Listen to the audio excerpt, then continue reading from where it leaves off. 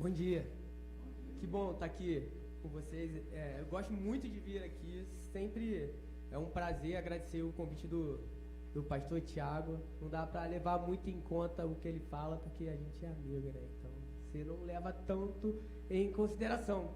Mas é engraçado que a Jéssica, minha esposa, ela sempre fala: nossa, eu amo quando você vai pregar em Vargem Grande, lá é tão fofinho, né? A igreja lá é tão fofinha. Aí eu falei dessa vez: ih, amor, dessa vez acho que não vai ser tão fofinho, porque eles lidaram com a pandemia de um jeito que o negócio cresceu e tá sendo lá fora e tá legal, acho que não vai ser lá dentro, não. Só que quando eu tava sentado ali, eu falei: rapaz, eles ainda são fofinhos. Não é o templo ali que é bonito que deixa vocês fofinhos, não. Tem um negócio diferente aqui que torna tudo muito prazeroso para todo mundo que vem aqui. Não percam isso. E eu não sei se. E eu acho que eu ainda estava num lugar privilegiado, estava batendo um solzinho ali, vitamina D. Muito, muito legal. Quero te convidar a abrir sua Bíblia aí comigo. Pode abrir lá em Mateus.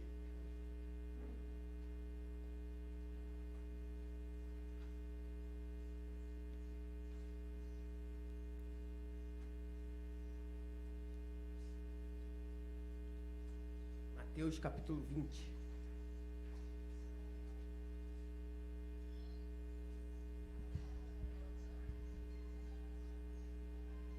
Mateus 20, a gente vai ler aí do verso 1 até o verso 15.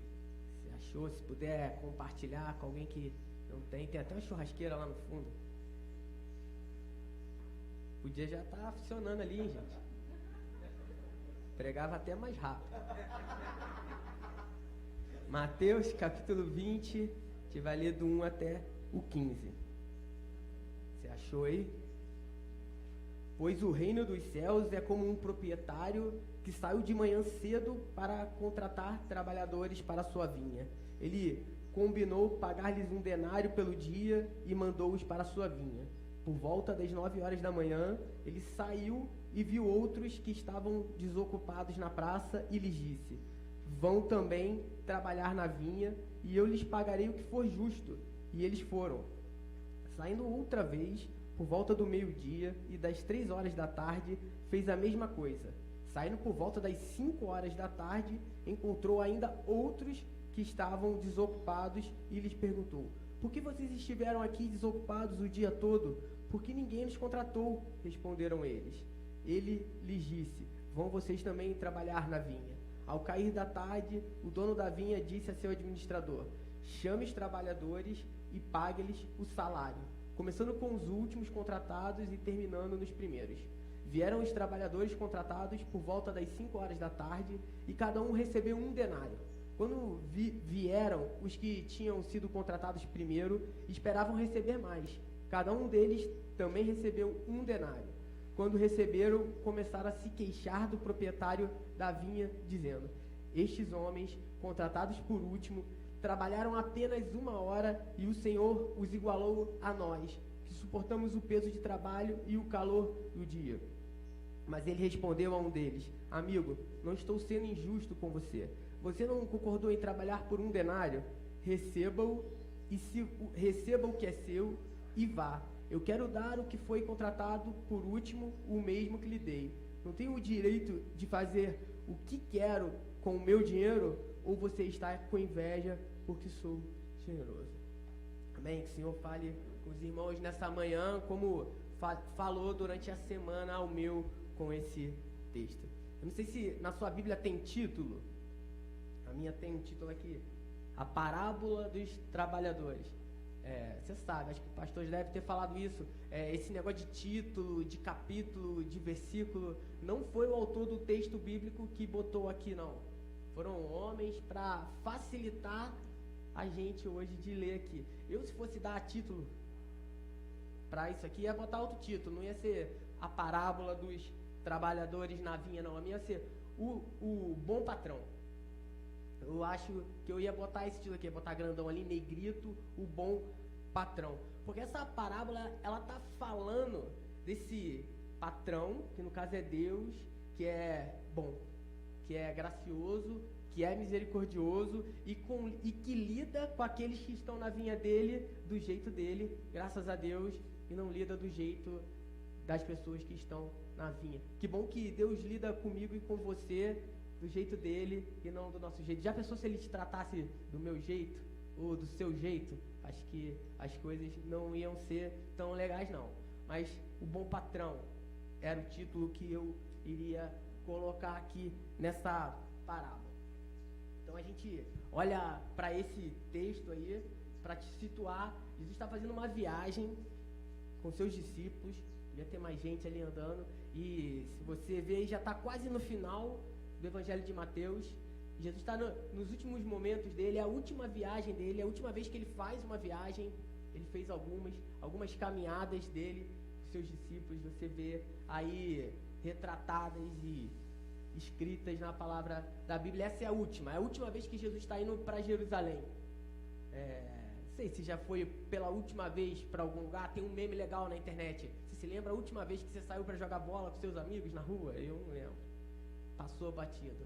Mas às vezes a gente vai para algum lugar e a gente sabe que aquela é a última vez que a gente vai para aquele lugar. E por ser a última vez que vai para o colégio, segundo grau, a gente vai diferente, bota uma roupa diferente, a gente tem atitudes diferentes. Então eu consigo imaginar Jesus naquele trajeto, naquele percurso, falando, nossa, esses camaradas ainda não entenderam tudo que eu tenho para falar. Então eu vou aproveitar esse caminho para passar mais um pouco da minha mensagem para eles. E aí você sabe como é que, quando ele chega em Jerusalém, o que acontece?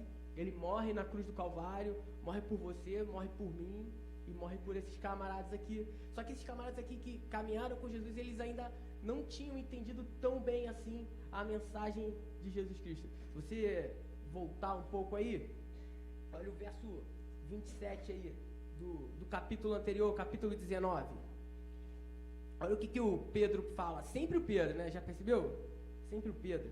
E eu gosto do Pedro. Quem me conhece sabe que o Pedro é o meu favorito, não é o Paulo. E não é que o Pedro é o bobão, não é que o Pedro é o Pedro é o impulsivo. Ele pode até ser um impulsivo, mas o Pedro, quando ele fala, ele está sendo um porta-voz dos discípulos. Ele não está falando um negócio que só ele pensa, ele não está falando um negócio que só ele acredita. É um negócio que está rodeando a cabeça daqueles discípulos, que provavelmente está povoando as rodas de conversa, os momentos que eles sentam para conversar, e o Pedro, ele só torna aquilo audível para Jesus Cristo. E olha o que o Pedro fala um pouquinho antes de Jesus contar essa parábola, que faz a gente entender por que Jesus contou essa parábola. Pedro respondeu: nós deixamos tudo para te seguir. O que o Senhor vai dar para a gente? A versão Almeida, até escrevi aqui no meu celular, fala: eis que nós deixamos tudo e te seguimos. E aí olha onde está a cabeça do Pedro. Que recompensa nós vamos ter? Jesus, a gente deixou tudo que a gente tinha, a gente deixou a nossa vida, a gente deixou o nosso trabalho, a gente deixou a nossa casa. Qual a recompensa que a gente vai ter por isso tudo? Consegue perceber que o Pedro ainda está pensando de um jeito terreno? Pensando em coisas materiais?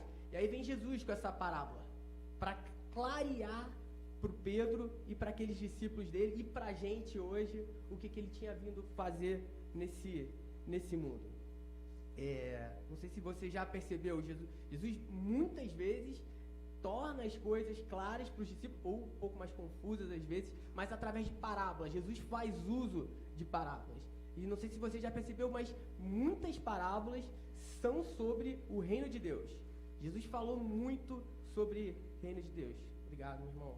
Você lá na igreja era o Renato vindo aqui, derrubando púlpito, derrubando tudo. Obrigado. Ele sempre faz isso. Jesus, o pastor está rindo ali, mas é verdade.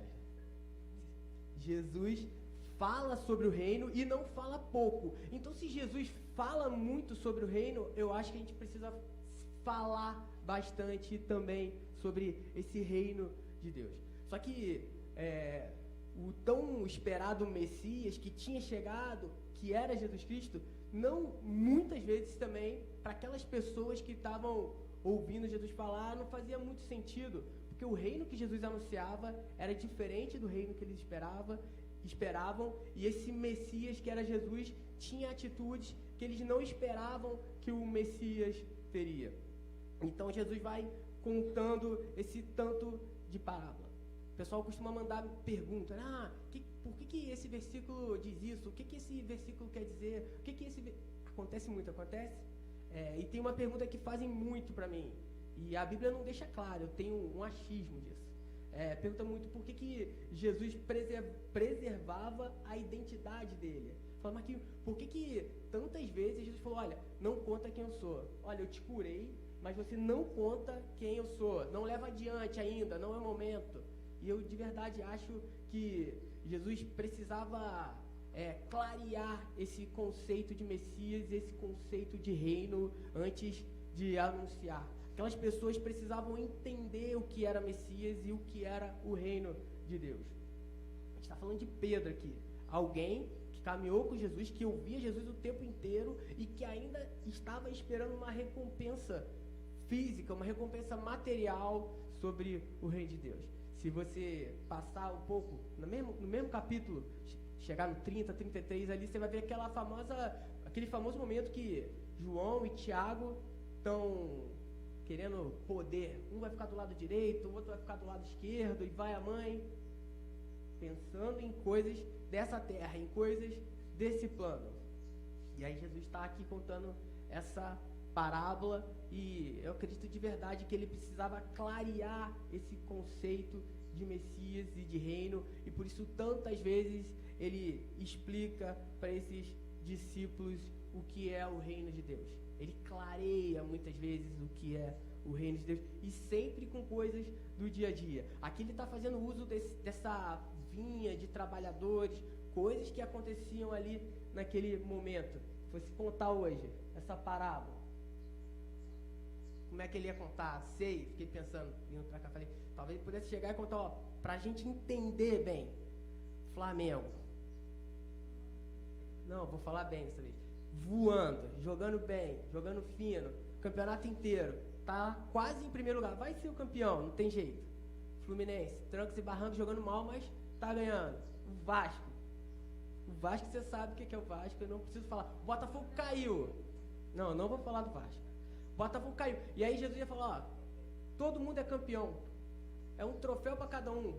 E aí a gente ia ficar aqui assim, um troféu. Não, mas o Flamengo jogou muito, se preparou, o pessoal treinou, o pessoal investiu. O Vasco nem ligou. O pessoal não paga nem conta de luz. Não. É todo mundo. É um troféu só para cada um. Tá vendo a indignação aí, ó? Tô vendo gente brava aí.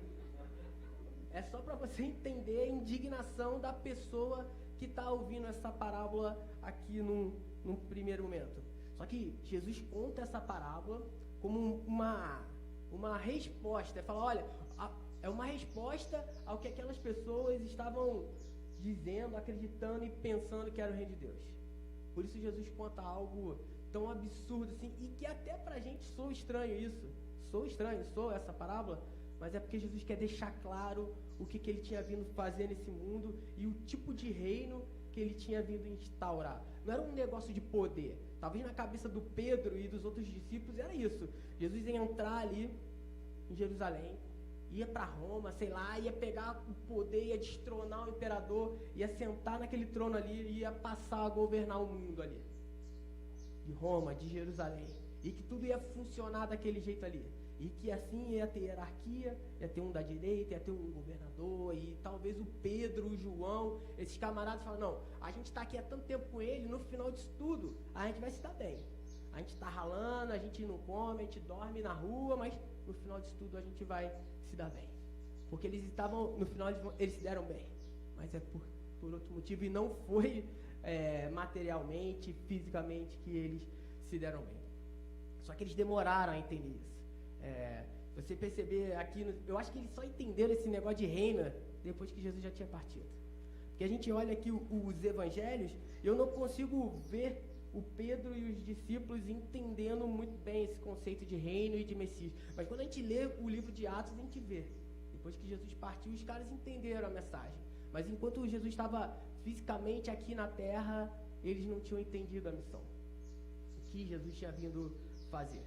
E aí Jesus faz uso dessa parábola, vai trazendo coisas do dia a dia deles, nessa aqui ele fala, a gente está ali no século I, Palestina, e aí Jesus vai falar de desempregados, de escravidão, coisa muito comum. Quando eu era pequeno, eu sempre falava dessa parábola com meu pai. Pô, pai, um monte de desocupado. A Bíblia bota a palavra aí, desocupado.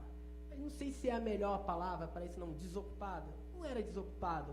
Era gente, talvez num cenário até parecido com o que a gente vive hoje, com um desemprego grande, com uma escravidão absurda. A gente lê alguns livros que falam da história da época e falam que 60% daquela população era gente que tinha trabalho escravo. Entenda, trabalho escravo é como gente que trabalha de graça, sabe? A gente vê os pescadores, por exemplo, que são muitas vezes citados no texto bíblico, é gente que trabalha de graça. A rede não é do cara, o barco não é do cara, o peixe que ele pesca não é dele.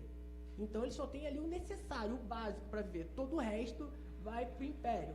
É para essa gente que Jesus está contando essa parábola. E aí ele traz... Então, desocupado aqui é gente que está esperando uma oportunidade de conseguir o seu ganha-pão. Uma gente que está esperando uma oportunidade de voltar para casa com algo para os seus filhos e para sua esposa poderem comer. Essa parábola que Jesus conta, e de fato acho que ela choca, porque se a gente parar para pensar, fala que os primeiros chegaram ali por volta de 6 horas da manhã. 6 horas da manhã para trabalhar. Fala que foi quando amanheceu. Amanhece 6 horas. Por aí. E aí, os últimos que chegaram, o quinto grupo, chega um grupo 6, chega um grupo 9, chega um grupo meio-dia, 3, e o último grupo chega 5. Fala que quando ele foi pagar era 6 horas da tarde. Então esse último grupo trabalhou o quê? 1 hora. O outro chegou aqui, saiu com crise, não estava acostumado a pegar peso, fazer força, sabe, chegou 6 horas da manhã. Aí vem o outro que é o mais malandro, e nem é o caso aqui, né? Mas chega, ele trabalha 1 hora e no final todo mundo ganha. Essa é a indignação. Talvez você ficasse indignado também. Talvez eu ficasse, confesso, indignado também. A gente lê essas parábolas e a gente critica o pessoal, mas acho que, na maioria das vezes, a gente se encaixa perfeitamente no lado que a gente critica. Acho que, na maioria das vezes, a gente se encontra desse lado da história. E é o caso aqui.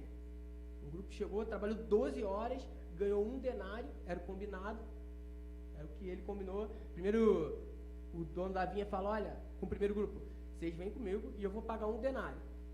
Pagou, não pagou? Para o segundo grupo ele não fala valor, ele fala, olha só, vem comigo, trabalha e eu vou pagar o justo. Paga o justo. E para os outros 3 ele não fala, só vem trabalhar. Ele não diz um valor, só chama para trabalhar. Se você abrir a sua Bíblia em Deuteronômio, você vai falar, era uma lei. Todo trabalhador, esse tipo de serviço aqui, era pago com 1 denário. Quem ganhasse 1 denário tinha que receber no final do dia, 6 horas da tarde, podia passar ali no RH, pegar o denário e voltar para casa. Era questão de sobrevivência, porque a lei imaginava, com razão, que essa pessoa que ganhava 1 denário, ela tinha muita dificuldade para pagar as coisas dela da vida e que aquele denário era necessário para ela comprar o que fosse básico e o que fosse suficiente. Então o patrão, ele está dando aqui, o bom patrão, ele está dando o que aquelas pessoas precisam para sobreviver, o que é necessário. Ele não está dando mais, não está dando menos, não está dando um agrado, ele está dando o que aquelas pessoas precisam para viver, para ter as coisas básicas dela do dia a dia. E eu imagino que você que ganha um salário mínimo aí sabe o quão difícil é cuidar das suas coisas com um salário mínimo, pagar suas contas e dar conta de todas as coisas da casa. Um denário, uma moedinha, estão rindo aí, denária, uma simples moeda que era um valor pouco, sim, mas que era o que a lei estipulava. E aí gera toda essa reclamação coletiva, eles formaram ali, sei lá, CUT deles e foram reclamar. Mas eu acho incrível esse texto, que se esses camaradas, eles não tivessem parado para olhar o que o outro grupo estava recebendo, eles não iriam reclamar. Eles iam seguir a vida deles naturalmente. Só Só que Jesus muda o curso, paga primeiro quem chegou depois, e aí o outro vê, e aí que instaura a confusão. E acho que a nossa vida é assim. Acho que às vezes as coisas estão bem, as coisas estão fluindo, a gente está caminhando bem, só que a gente olha para o lado. E aí a gente vê o outro lá benzão. A gente vê, ou pelo menos na nossa concepção muito bem. A gente vai para as redes sociais que existem hoje e fica passando aquele Instagram. E no Instagram todo mundo posta foto colorida, todo mundo posta foto divertida, todo mundo posta foto de viagem. Ninguém mostra momentos de dificuldade. E aí a gente passa a comparar. E aquilo que está bom, aquilo que está funcionando, aquilo que está bem na nossa vida, muda de direção. A gente passa a se basear no que o outro tem e achar que a nossa vida é ruim. É mais ou menos o que acontece aqui. Que os caras ganharam o que era justo, ganharam o que eles estavam acostumados a ganhar, ganharam o que era suficiente, básico para eles. Mas a partir do momento que ele viu, o cara ganhou um denário. Se ganhou um denário, eu que cheguei 12, vou ganhar quanto? Começa a calcular ali. E aí na hora que ele vai receber, ele ganha um denário também. E aí a partir disso eles começam toda aquela confusão, toda aquela briga. Eu consigo imaginar, é uma parábola, tá, gente? Você pode imaginar também, aquele patrão ouvindo aquele monte de reclamação de gente insatisfeita. Não porque tinha recebido algo injusto, mas gente insatisfeita porque tinha olhado para o lado e imaginado que merecia ganhar mais do que o outro. E acho que às vezes a gente faz isso também. A gente vê o outro com carrão, a gente vê o outro, sei lá, uma outra igreja, né? Maior, com mais gente. A gente fala, nossa, a nossa igreja é tão melhor do que aquela, nosso pastor é tão mais legal, nossa igreja é tão mais, tão mais. E na verdade não é nada disso. As coisas não funcionam desse jeito, não é assim que o Senhor imagina as coisas. E Jesus vai contando essa parábola para fazer a ficha daqueles camaradas que iam continuar o ministério dele para ver se cai. Gente, para de comparar. Pedro, para de se comparar. João, para de se comparar. Pega o que vocês têm na mão, pega o trabalho que vocês têm na mão e deem sequência nisso. Vivam a partir disso. Acho que comparação é um negócio péssimo, né? Eu me lembro quando eu e meu irmão, a gente era menor. Ele cresceu, né? Mas quando a gente era menor, aí, tipo, ia tomar um suco. Aí, tipo, coloca o copo aqui, né? E aí o suco tem que ficar na mesma linha, assim, ó. Ó que coisa de maluco. Abre o biscoito, aí tem que contar 10 para um, 10 para o outro e 11. Não, 11 joga fora. Sabe? Ninguém pode comer. Sabe? Por quê? Sabe? Eu falo, por que isso? Quem tem irmão sabe. E quem tem irmão mais velho sabe mais ainda. Eu tenho irmão mais novo. Sabe? São coisas que a gente vai carregando para a nossa vida que não fazem o menor sentido.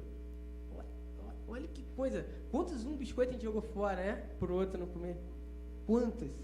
E a gente vai fazendo isso na nossa vida. A gente carrega alguns comportamentos, acho, de quando a gente era criança e a gente leva para a nossa vida adulta. Só que o que é um biscoito perto de uma vida inteira? A gente vai aumentando isso e a proporção disso vai tomando um caminho absurdo. E quando a gente vê, a gente traz isso até para dentro das nossas igrejas e vai reproduzindo esse tipo de comportamento que eu acho até meio doentio, sabe? Eu não acho isso bacana, não. A gente tem que aprender a lidar com isso. Acho que a gente não precisa ficar olhando para a vida do outro. Até porque quando a gente passa a olhar para a vida do outro, a gente deixa de perceber o quão generoso, quão bondoso e gracioso Deus é com a gente. Os caras estavam desocupados, né? Encostados, precisando de emprego. O patrão chamou, deu um emprego para eles e ainda assim eles não são capazes de desfrutar daquilo. Acho que quando a gente ficar comparando a nossa vida com a vida de outras pessoas, a gente deixa de desfrutar aquilo que Deus tem pra gente. A gente tem... Sabe aquele negócio, aquele ditado velho que vó conta e que quando a gente é menor a gente acha que não faz sentido, mas que faz. Que a grama do vizinho é mais verde, sabe? A gente fica olhando tanto para a grama do vizinho e quando a gente pisa lá ela é cheia de formiga, nem é tão boa assim. A nossa é melhor. A gente tem que parar de comparar a nossa vida com outra. Acho que as redes sociais potencializam isso na gente. Sabe? A gente perde horas e horas e horas aqui, ó, passando. Só que comparar é uma droga. Comparar faz mal. Comparar te deixa cego. Comparar faz você parar de perceber que Deus é gracioso e bondoso com você. Eles receberam o que tinha que receber. E você tem recebido também do Senhor o que você precisa receber. Comparar não é legal, não.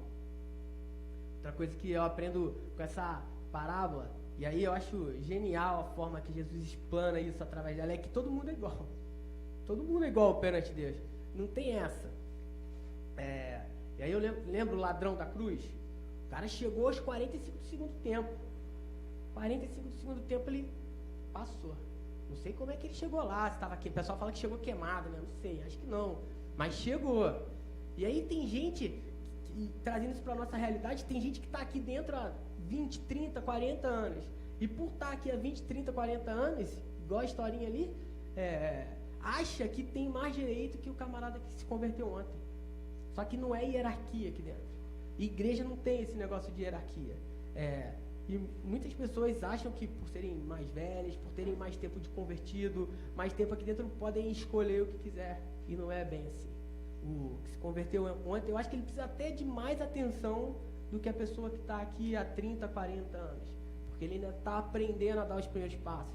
Ele ainda está aprendendo a caminhar com a vida cristã. Jesus está falando, cara, para de pensar com esse negócio de hierarquia. É todo mundo igual aqui dentro. É todo mundo igual. E acho que a gente, por ter esse negócio de título, né? Pastor, apóstolo, bispo, ministro de louvor, a gente carrega algumas coisas que tem aí fora e que precisam de hierarquia e a gente quer instaurar isso aqui dentro, sabe? Isso é errado. E Jesus está ensinando isso desde cedo para esses caras e eles não conseguem entender. Só que eu acho que às vezes a gente também não entende. Às vezes acho que às vezes a gente trata melhor o cara que é pastor, a gente trata melhor um diácono, a gente fica com medo do diácono, né? E aí a gente trata ele diferente. Quando Jesus está ensinando que é todo mundo igual. Não tem essa. Não tem igreja. Aqui eu vou falar besteira, não tem cadeira fixa aqui não, né? Tem gente que acha que a cadeira da igreja é fixa. Eu já vi igreja assim, a pessoa tinha uma cadeirinha ali, e se alguém sentasse, meu irmão, o tempo fechava. E se fosse visitante? Não, a cadeira é minha, eu paguei por ela. Olha que pensamento, sabe? E como a gente vai repetindo coisas que a gente vê na sociedade aí fora, no reino que não é o reino de Deus, e a gente vai trazendo aqui para dentro. Quando Jesus está querendo mudar a cabeça daquele povo, mudar a cabeça daquelas pessoas e fazer eles entenderem que o que ele vinha instaurar era completamente diferente. Era algo que não era desse mundo. A gente faz isso. E a gente repete isso constantemente. A gente acha que é melhor que muita gente. A gente acha que é melhor que o cara que chegou depois. A gente acha que a gente é melhor do que o cara que está lá no bar tomando cerveja. A gente acha que é melhor que o cara que não vem na IBD. A gente acha que a gente é melhor do que o cara que está há um mês sem vir na igreja. Quando, na verdade, Jesus está falando que é todo mundo igual. Não tem diferença, não tem tratamento diferenciado. Só que a gente insiste em tratar de um jeito diferenciado. Porque a gente acha que a gente sabe mais que ele. É isso que eles estão falando aqui. Eles acham que sabem, acham que é melhor que o cara e o que os outros merecem. E sério, você acha que você é diferente disso? Eu não sou. Quantas vezes eu falo, nossa, esse cara não merecia isso. Nossa, esse cara não merecia. Não, ele não. Lembra do irmão mais velho, da outra parábola de Jesus, que o irmão mais novo chega e ele, movido por inveja, por, sei lá, por orgulho, por vaidade, por um monte de sentimento egoísta, muito parecido com esses Davi aqui, ele não consegue sentir prazer em seu irmão voltar para casa. Ele está pensando em coisas materiais, ele gastou dinheiro, ele foi embora, eu fiquei aqui trabalhando, sabe? E eu acho que a gente é muito parecido com tudo isso. A gente tem o nosso senso de justiça, né? E a gente se acha o poderosão, o justão, e a gente sabe o que é melhor para a vida de todo mundo. Já percebeu isso? Já percebeu? Eu converso com um monte de... Não, se o pastor Tiago, se ele tivesse estendido mais um pouquinho o telhado, não, se o Weber, sabe? Se ele tivesse agido de outra forma, as pessoas sabem sempre o que é melhor para a vida do outro. A gente acha que sabe o que é melhor para a vida do outro, porque a gente se acha melhor do que o outro. Só que Jesus está ensinando aqui nessa palavra que é todo mundo igual e que quem tem o senso de justiça é ele, quem sabe como as coisas funcionam é ele. E a gente insiste em achar que sabe como as coisas funcionam. Eu sei, tem alguém vendo? Não precisa levantar a mão não, mas eu sei que tem gente que vê no Big Brother. Eu sei que tem gente que vê no Big Brother. Sou só vendo. E eu sei que tem uma pessoa ali que você odeia, que você não gosta daquela pessoa, que você cancelou, né? Essa cultura de cancelar. Sei que você já cancelou uma pessoa ali. E a notícia que eu tenho para te dar é que essa pessoa pode ser cancelada por você aqui, pode ir pro paredão, pode ser eliminada do paredão e perder lá o 1 milhão dela. Mas, meu amigo, se ela tiver um encontro com Jesus Cristo, ela vai se render a Ele. E vai poder um dia estar sentada aí do seu lado e você vai ter que, se o pastor falar, troca o cálice, você vai ter que trocar o cálice com essa pessoa. Porque ela é igualzinha a eu e você. Ela tem a mesma possibilidade que eu e você temos de ter um encontro com Jesus Cristo, esse encontro mudar quem ela é e ela passar a viver de outro jeito. Ela ser outra pessoa diferente dessa que você está pensando aí, porque ela teve um encontro com Jesus Cristo. Só que ela só vai ter esse encontro com Jesus Cristo se alguém for usado por ele. Pode ser mula, pode ser, beleza, pode ser pedra, pode ser, mas alguém tem que falar de Jesus Cristo para essa pessoa. Só que se a gente rechaçar, se a gente cancelar ela, cultura de cancelar, ninguém presta, não, ela não presta, ela não tem a menor possibilidade. Não, cara, ela tem alguma possibilidade de mudar de vida. E talvez tenha gente que trabalhe com você, que viva com você, que estude com você, que você olha desse mesmo jeito. Você já cancelou, você já excluiu ela das suas redes sociais. Hoje em dia é muito fácil, né? O cara não gosta de excluir, tudo é líquido, tudo se desfaz muito rápido. Mas essa pessoa que convive com você, ela ainda pode ter um encontro com Jesus Cristo. Só que você precisa olhar para ela de outro jeito. Você precisa olhar para ela diferente. Você precisa olhar para ela como? Como alguém igual a você. Alguém que é tão merecedor e tão necessitado da graça e da misericórdia de Deus como você é. E como o Luizinho, o Pedrinho, sei lá, eles precisavam e necessitavam. Ela também necessita, como um dia a gente precisou que alguém abrisse os nossos olhos. Talvez você teve a facilidade de crescer dentro da igreja, seus pais, como os meus, insistirem, me obrigarem a estar aqui dentro. E essa pessoa ainda não teve essa possibilidade. E você critica ela, e você julga ela, e você olha para ela de um jeito diferente. Porque ela ainda não teve essa oportunidade. Jesus está clareando para a gente isso aqui. É todo mundo igual. A gente não sabe quem é melhor. Eu gosto muito do Salmo 73, Salmo de Asaf, hein, Gabriel? Salmo de Asaf. Que o Asaf, ele parece que vai reclamar, mas não reclama, mas ele dá uma reclamadinha, sabe? Igual aquele cara, ó, não vou reclamar não, hein, mas... E aí, descarrega. O Asaf faz isso. O Asaf fala que em um momento da vida dele, ele olhou para o lado e ele ficou furioso. Ele ficou muito triste e bravo porque o ímpio prosperava. E eu gosto de salmos. Os salmos são coisas que a gente deveria orar, que é o nosso dia a dia. Alguém que pega o coração e rasga sem vergonha do que fala. Os que salmos falam, tá à vontade de esmagar a cabeça da criança com a pedra. Tem lá. Porque ele está rasgando os sentimentos dele. E aí Asaf fala isso, eu fiquei muito bravo, Senhor. Porque eu olhei para o meu vizinho e vi que ele era um injusto. Eu vi que ele era alguém que não te temia. Eu vi que ele era alguém que fazia tudo errado. E ainda assim as coisas na vida dele davam certo. Mas o Asaf percebeu isso rápido e mudou de direção. Ele fala que ele não se deixou abater por isso. Que ele não se deixou levar por isso. E acho que às vezes a gente faz isso. A gente compara. E aí comparando a gente acha que a gente é mais merecedor.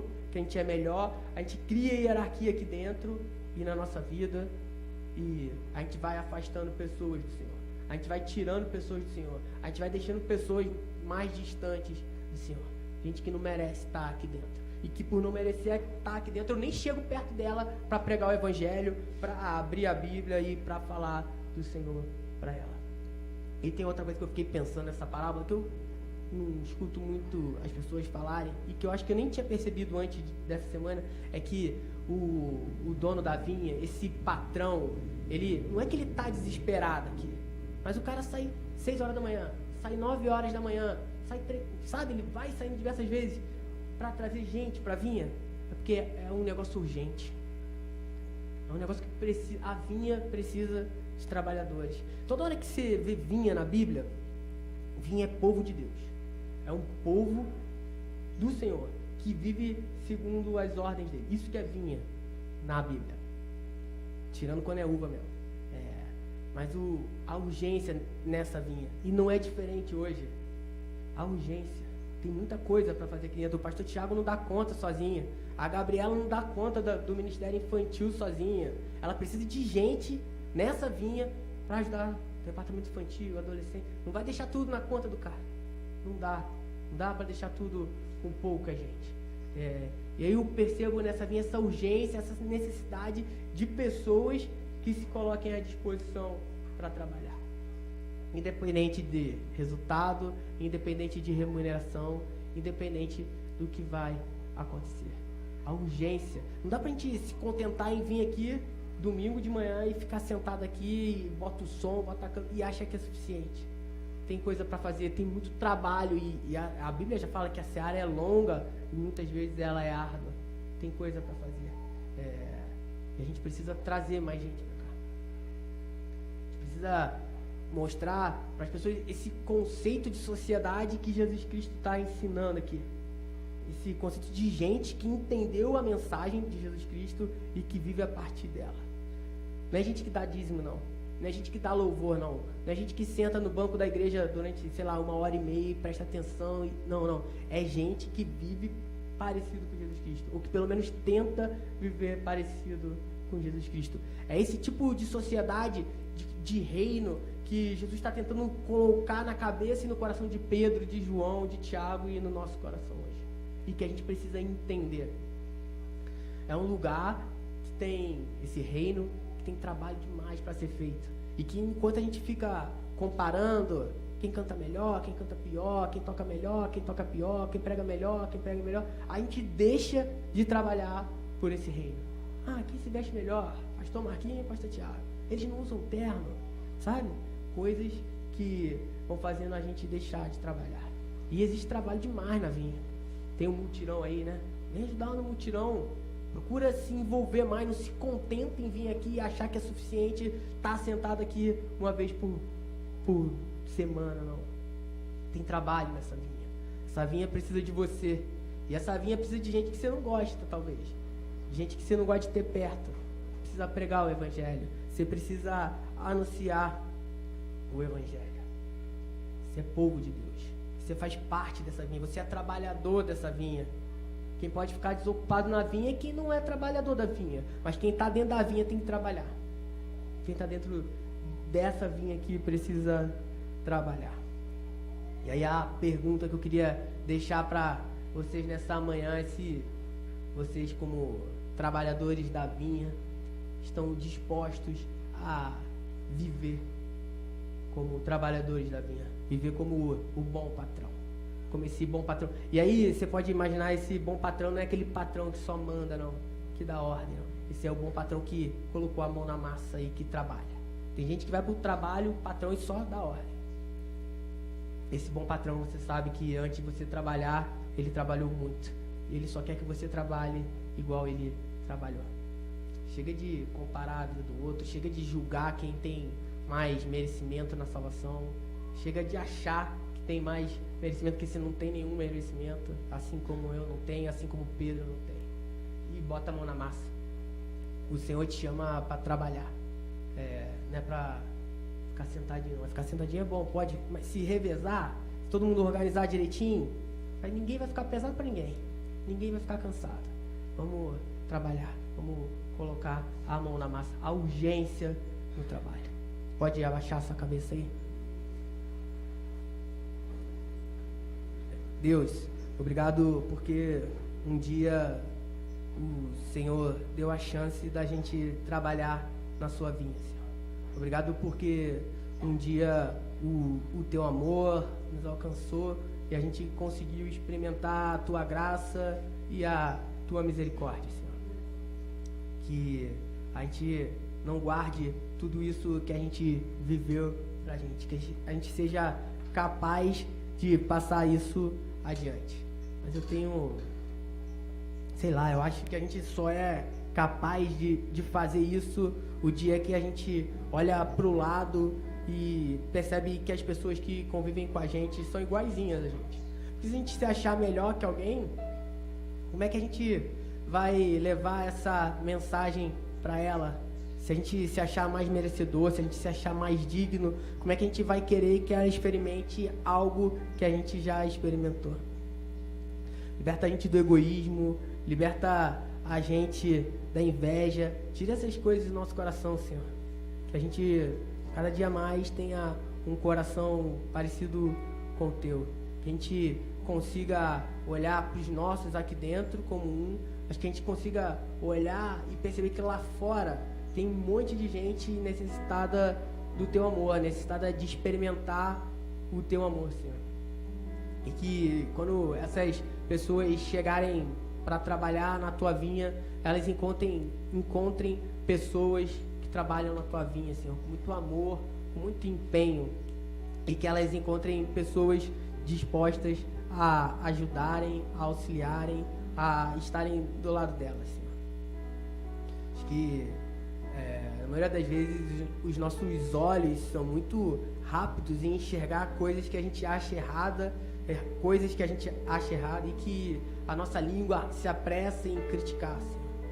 Muda isso da gente, Senhor. Que quando a gente enxergar as coisas erradas, coisas que a gente não concorde, coisas que a gente não acha certa, que a gente recorra à tua palavra, que a gente ore ao Senhor e que a gente peça pro teu Espírito da sabedoria pra gente agir, pra gente fazer as coisas de um jeito que as pessoas percebam o teu reino, Senhor. Que essa sociedade que o Senhor veio implementar, que ela possa ser implementada nos locais que cada um aqui vive, Senhor. No trabalho, na casa, no colégio, no bairro, no prédio, que por onde a gente passar, que por onde os irmãos aqui passarem, seja visível a todos que são trabalhadores da tua vinha, Senhor. Não murmuradores, não reclamadores, não criadores de caos e confusão, mas gente que prega e vive o teu reino diariamente, Senhor. Que, tal como Pedro e esses outros discípulos foram transformados pela tua palavra, a gente seja transformado por ela também, Senhor. Tal qual eles foram transformados por um relacionamento contigo, a gente também seja, Senhor. Sei que nada é de uma hora para outra, Senhor, mas muda quem a gente é a partir de um relacionamento contigo, Senhor. Em nome de Jesus.